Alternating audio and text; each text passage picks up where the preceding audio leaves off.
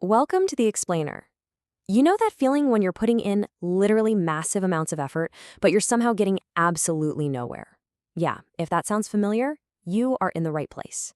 Today, we're going to dig into the invisible forces holding you back, and more importantly, how to systematically break free from them.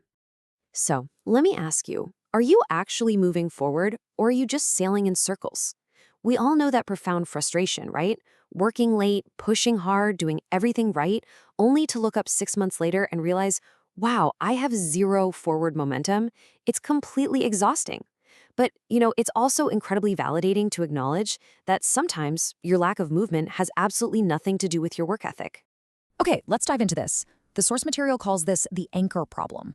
In our careers and life choices, we constantly and mistakenly believe that what stops us from advancing is, say, a lack of opportunity, or maybe a lack of resources or personal ability. But actually, the real culprit is often an unseen restraint. It's literally like a real ship's anchor. It operates totally beneath the surface. So you might mistakenly believe you're steadily advancing, making progress, but in reality, you're firmly fixed in place.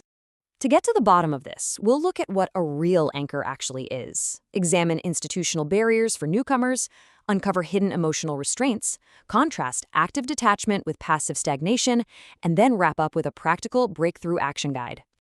Section 1. What is a real anchor? Distinguishing restraints from lacking resources.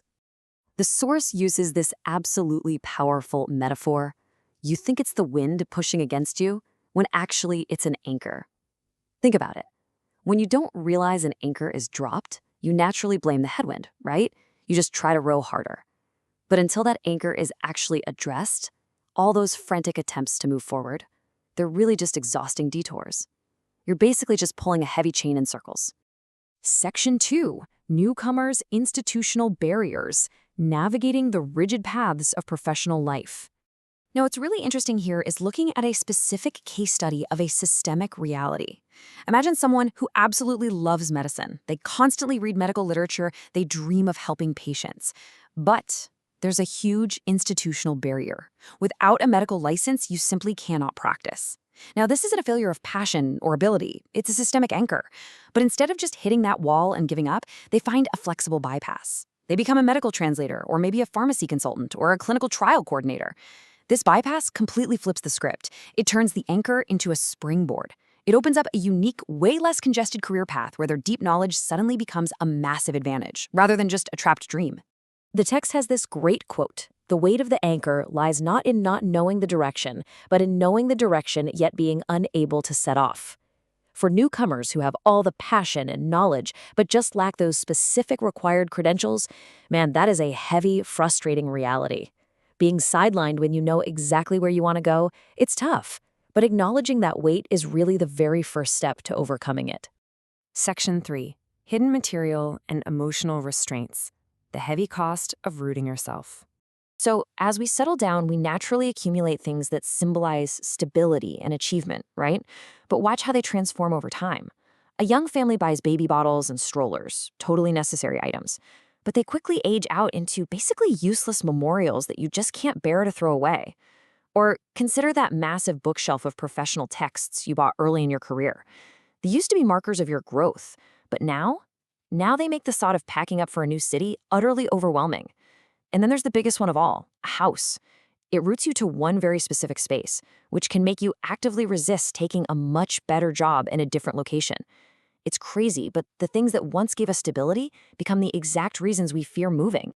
Here's a pretty hard-hitting insight from the source. Saying it's inconvenient to move is actually just an excuse for being afraid to move. These emotional and material anchors are brilliant, I mean truly brilliant, at disguising themselves as practical logistics. We tell ourselves, oh, the logistics of moving that bookshelf are just too much right now. But fundamentally, these physical objects are paralyzing us with the very real fear of starting over. Section 4.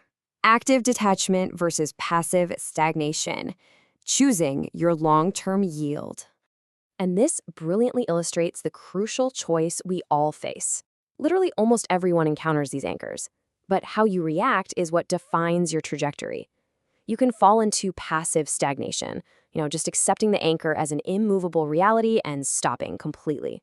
Or you can choose active detachment. Instead of giving up, you find workarounds. If a house is tying you down, rent it out. Hire a property manager to liberate yourself. If you can't bear to part with your kids' old toys, take photos of them. Digitize the memories and then donate the physical objects. You actively detach specifically to keep your future open. Section 5, Breakthrough Action Guide, Transforming Anchors into Springboards.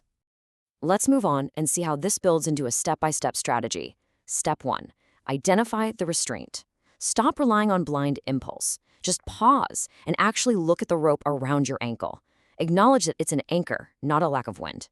Step 2, flexible bypass. Stop forcing a frontal breakthrough.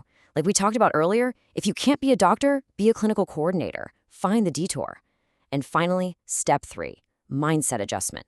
You have to accept that sometimes you just have to set sail even while the anchor is still partially tied. You really don't need a perfect clean slate to start moving. To truly master that flexible bypass, you've got to leverage external resources to break the blockade. Seriously, you do not have to untangle the chain entirely by yourself. Hire moving companies to handle the physical logistics so you aren't paralyzed by your own stuff. Use online education to quickly bridge the gap for a bypass career route. Or, hey, use professional consulting services to help you navigate those tricky institutional barriers. Just use the tools available in the world to help lift that weight off your shoulders. So the crucial point here, the ultimate takeaway, is this. The anchor problem is never about solving it completely, but handling it flexibly to move forward. Life is absolutely full of problems you can drag out, but the anchor problem, it's not one of them. The longer you let it sit, the smaller your chances of ever moving become. It's a really empowering reminder that progress doesn't require a flawlessly resolved past. You just need to handle it flexibly enough to catch the wind again. I want to leave you with this final provocative thought. What is your true anchor? Like, really think about it. Is it an institutional barrier you need to bypass? Or is it a house full of memories disguising your fear of change? Have you actively tried to navigate around it? Or are you kind of just staring at it? Identify it, find your detour, and remember, you must learn to set sail even before your anchor is fully untied. Thanks so much for joining me on this explainer, and I challenge you, start moving today.